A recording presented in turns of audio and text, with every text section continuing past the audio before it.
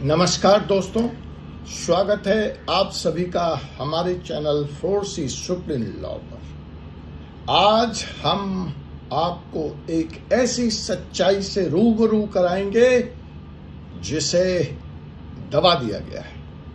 आज हम खुलासा करने जा रहे हैं भरतपुर उड़ीसा, जहां ब्रिगेडियर की बेटी, मेजर की मंगेतर, पेशे से वकील, आर्मी ऑफिसर की बीवी, डेकोरेटेड आर्मी ब्रिगेडियर की बेटी और एक first class gazetted rank major rank की मंगेतर के साथ पुलिस स्टेशन में जो बर्बरता और अत्याचार किया गया और निर्लज्जता की सीमा को क्रॉस किया गया, हम उसी सच्चाई की बात करेंगे। एक ऐसी घटना जिसने इस वक्त पूरे देश को हिलाकर रखा है और उड़ीसा के मुख्यमंत्री मोहन मांझी की कुर्सी भी हिलती नजर आ रही है। तो क्या सच्चाई है? यह घटना खुद ब खुद घट गई? इसके पीछे एक सुनियोजित सच्चाई है। उड़ीसा के मुख्यमंत्री, जिन्होंने मात्र अभी 100 दिन, मोहन मांझी बैकवर्ड कम्युनिटी से, SC/ST कम्युनिटी से आते हैं, उनकी कुर्सी से उतारने की यह घटना है पुलिस विद्रोह की। यह घटना है पुलिस में माफिया गैंग की। यह घटना है जिस पर कभी सुप्रीम कोर्ट को टिप्पणी करनी पड़ी थी। इस देश का सबसे बड़ा गुंडा, वर्दीधारी गुंडा पुलिस। क्या आपने कभी सोचा है कि जब आप आराम से अपने घर में एसी कमरों में, रजाई में डूब के बड़े होते हैं, तो एक व्यक्ति जान लगाकर, अपनी जान की बाजी लगाकर देश की रक्षा कर रहा होता है। जब उस जवान, उस ऑफिसर की ही मानवीय और कानूनी ह्यूमन राइट्स का सवाल खड़ा हो जाता है, जब वह ही सुरक्षित नहीं है, जब उसको ही पुलिस के हाथों ऐसी दरिंदगी का सामना करना पड़ता है, तो इस देश में हम न्याय के लिए जाएं तो कहां जाएं? जी हां, मैं बात कर रहा हूं उसी उड़ीसा के भरतपुर थाने की, कोवरदा जिले के भरतपुर थाने की।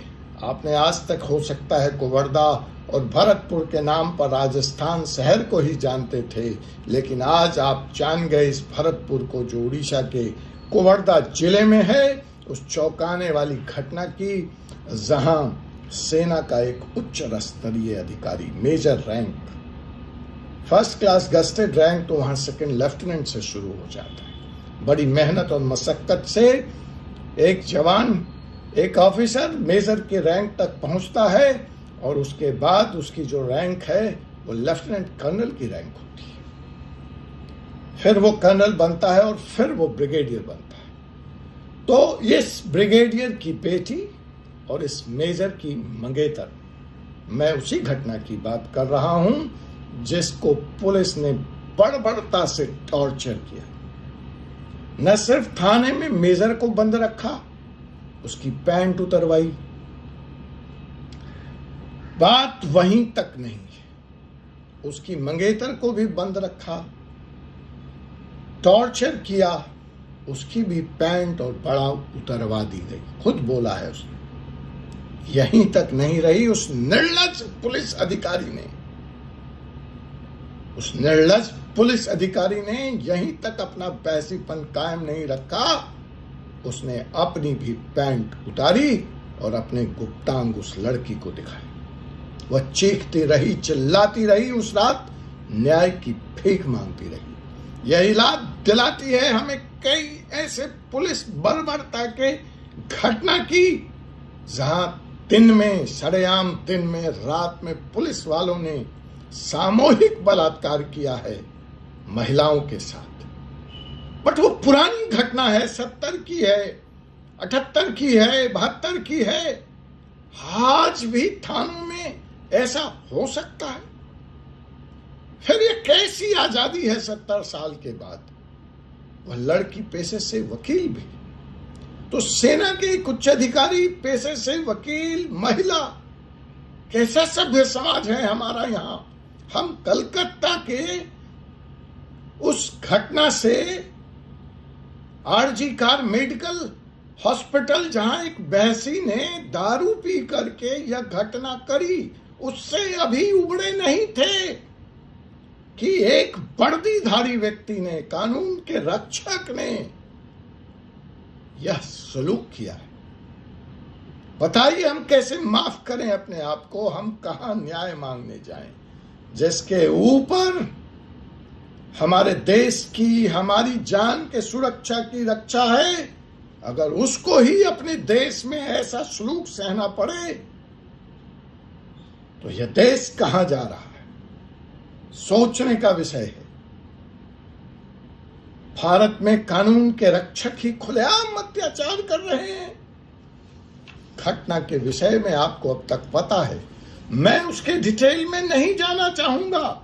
मैं कुछ और सवाल उठाना चाहता हूं। दोस्तों, क्या यह वही पुलिस है जिस पर हमें विश्वास है?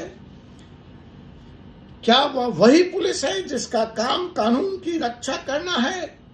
क्या यह वही पुलिस है जिसका काम अपने नागरिकों के साथ सद्व्यवहार करना है? और वह भी वह नागरिक जो देश की सेवा करता है, जो देश की सर्वोच्च सेवा करता है। भरतपुर की इस घटना ने हमारी न्याय व्यवस्था के प्रणाली की चूलें हिला दी हैं।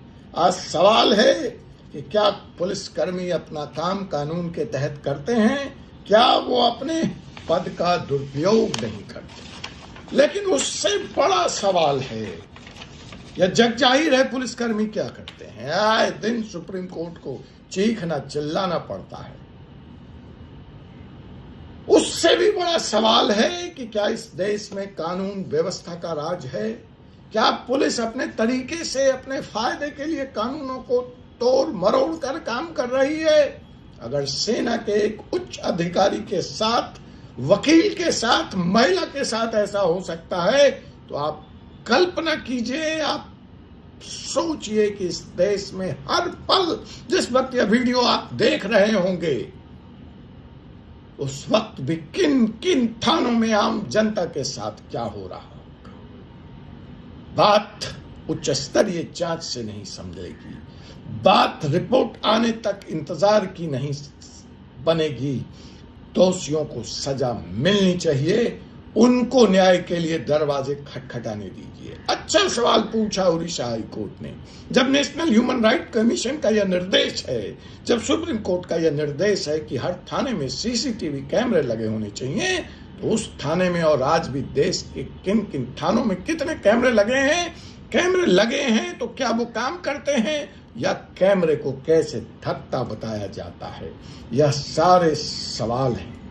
इस घटना ने यह साबित कर दिया है दोस्तों कि आपको अपने अधिकारों के लिए जागरूक होना पड़ेगा।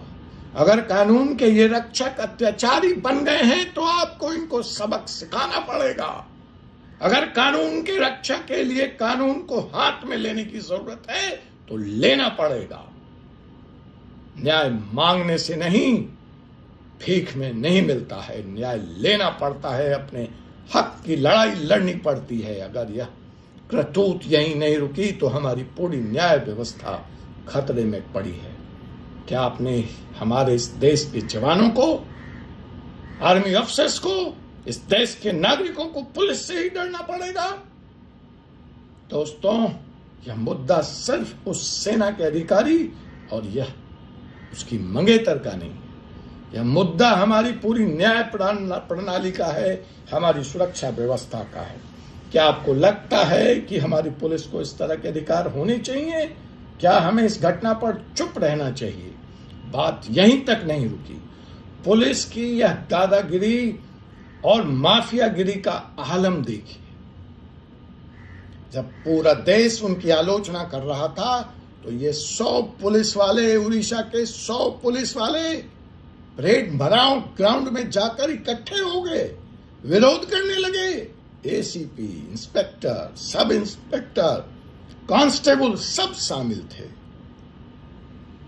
मुझे बड़ा दुख हो रहा था जब मैंने इस घटना पर Avinash Kumar IPS, DIG cum superintendent of police Kawardha को अपने पुलिस की बचाव करते देखा। उनके तर्क हास्यास्पद थे, निर्लज्जता से भरे थे।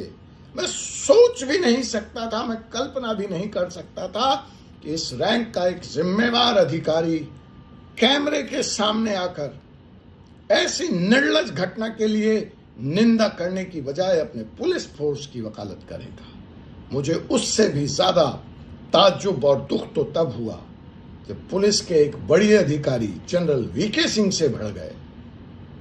मैं समझ सकता हूं कि माफियाओं का, पुलिस माफियाओं का कैसा यह आतंक है आईपीएस अफसर्स पर, कैसी यह दादागिरी है कि वह चाह कर भी इनका कुछ नहीं बिगाड़ सकते। होना तो ये चाहिए था कि ये आईपीएस अफसर इतने सशक्त होते कि पहले तो इनके अंदर ये घटना नहीं होती, दूसरी हुई होती तो ये सॉरी फील कर रहे होते और अपने अधिकारियों के खिलाफ कार्रवाई कर रहे होते। लेकिन अब मैं समझ सकता हूं, इस परेड ग्राउंड में जो 100 पुलिस वाले इकट्ठे हो गए, खास करके जब मुख्यमंत्री वहां नहीं थे, तो यह दादागिरी तो मुख्यमंत्री के ऊपर हावी है।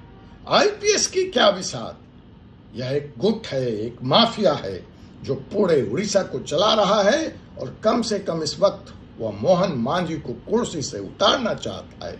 मैं ये नहीं कह रहा, जो जुडिशियल इंक्वायरी कमेटी बनी है उसके जो जस्टिस हैं चित्तरंजन दास, उन्होंने कहा, लड़की के पिता ब्रिगेडियर ने कहा कि बजाय इन दोषी पुलिस कर्मियों पे कार्रवाई होने के लड़की का चित्रहरण किया जा रहा है।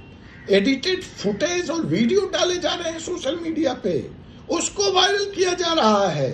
घटना को उसकी चरित्र से जोड़कर इसकी भयावहता को कम करने का प्रयास किया जा रहा है। वहीं पे बात नहीं रुकती है। मोहन मांझी की सरकार कैसे बदनाम हो जाए और मोहन मांझी को कुर्सी कैसे छोड़ देनी पड़े, इसकी कवायद की जा रही है।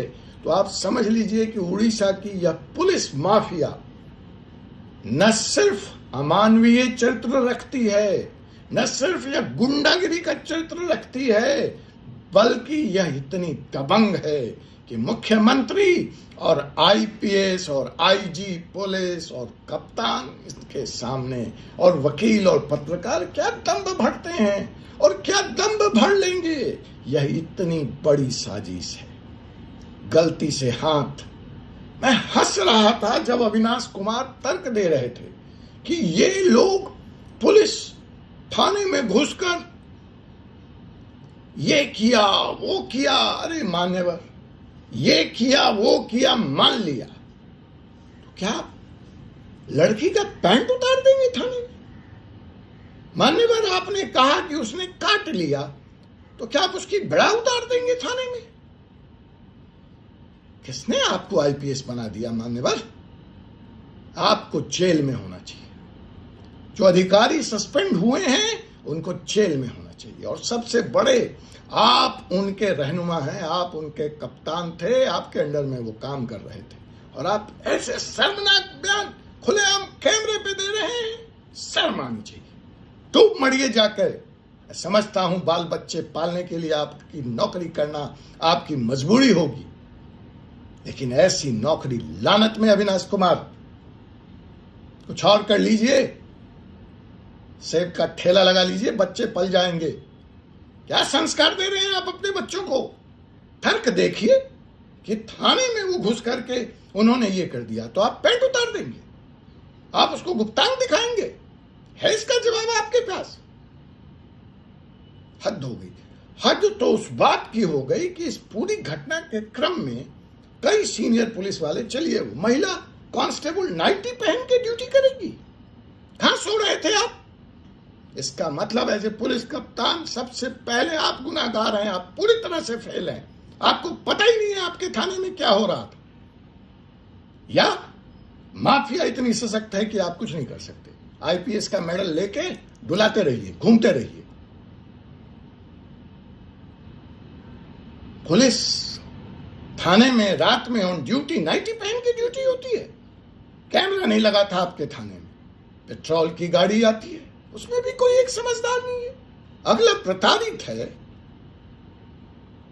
गुस्से में है, एक गिलास पानी देके सम्मान के साथ उसकी आईडी मांग लेते आप तो पता लग जाता कि ये सेना का मेजर अफसर है। वाह, सारे के सारे या तो नशा किए हुए थे या पद के नशे में थे। पेट्रोल से बात नहीं बनी, सब इंस्पेक्टर आया, वही आलम, और इंस्पेक्टर ने तो हद ही कर दी, पैंट उतार दी, ब्रा उतार दी, गुप्तांग दिखा रहा है। शर्म आती है, छी। तो जनाब, पुलिस की तो जो इस पूरे प्रकरण में होगी वो होगी, लेकिन मेरे दोस्तों, मैं पुनः आपसे अपील करता हूं कि यह मुद्दा सिर्फ सेना के उस अधिकारी की बेटी का नहीं है, मंगीतर का नहीं, यह हम सब का है। और आज आपको अपने बंद जुबान पे लगा ताला खोलना पड़ेगा, नहीं तो ये किसी दिन आपके शहर में, आपके साथ, आपके बहू बेटियों के साथ, बहनों के साथ भी हो सकता है। और आप इस मुगालते में न रहें कि आपके घर में कोई आईपीएस है, कोई पुलिस वाला है। जब फौज के इतने बड़े अधिकारी के बेटे और बेटियां सुरक्षित नहीं हैं, तो आप डीएम कलेक्टर होंगे अपने घर में, क्योंकि जिससे आप डील कर रहे हैं, जिससे आपका सबाका है, वो पुलिस नहीं है, वो पुलिस के भेष में, वो पुलिस की वर्दी में इस देश का सबसे बड़ा गुंडा है। और ऐसे गुंडों को सबक सिखाना पड़ेगा। तय कर लीजिए कि आप इंतजार करेंगे कयामत के उस दिन का, या आज अपनी चुप्पी तोड़ेंगे। हमारे लिए आपकी राय महत्वपूर्ण है। इस वीडियो को शेयर करें ताकि न्याय की आवाज दूर दूर तक पहुंचे। आप क्या सोचते हैं हमें कमेंट में जरूर बताएं, और इस वीडियो को हर उस व्यक्ति तक पहुंचाएं जिसे देश की न्याय व्यवस्था और कानून का सही मतलब समझना चाहिए। हमारे चैनल फोर्सी सुप्रीम लॉ को सब्सक्राइब करना ना भूलें, ताकि आप तक हर सच्चाई को, हर खबर को मैं सही समय तक पहुंचाता रहूं। जय हिंद, जय भारत।